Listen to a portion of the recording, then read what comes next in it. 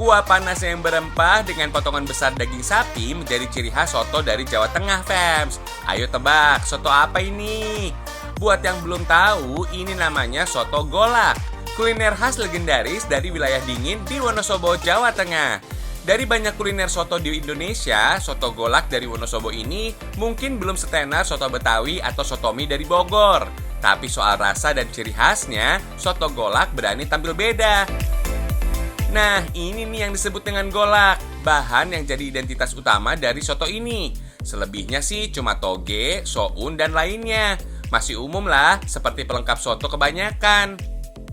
Golak ini, fams, terbuat dari singkong parut yang direbus lalu ditumbuk halus. Biasanya sih ada yang dicampur juga dengan kelapa parut.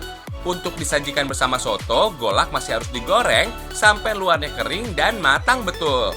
Racikan soto golak dari Wonosobo ini memang sederhana, fams. Isiannya cuma soun, toge, kacang tanah, dan bawang goreng.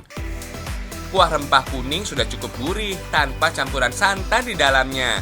Makin terasa mantap karena ada potongan daging sapinya tuh. Menu ini udah paling juara deh melawan dinginnya hawa di Kabupaten Wonosobo.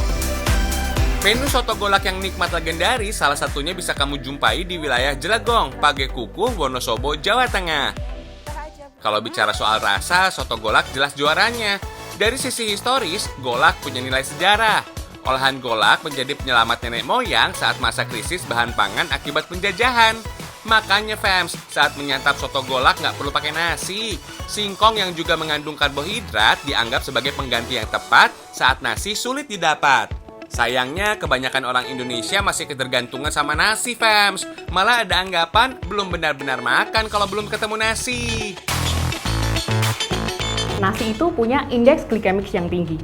Nah, makanan yang mempunyai indeks glikemik yang tinggi itu akan merangsang otak kita untuk terus ketagihan, kecanduan.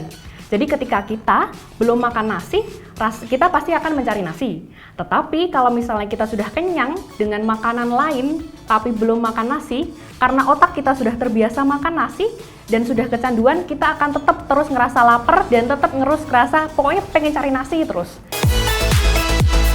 Tuh, ternyata nasi bikin ketagihan, bukan sekedar mitos atau isapan jempol belaka. Dari sudut pandang medis, ada penyebabnya. Selama itu nggak berlebihan menyantap nasi atau golak sekalipun, masih tetap aman kok, fams.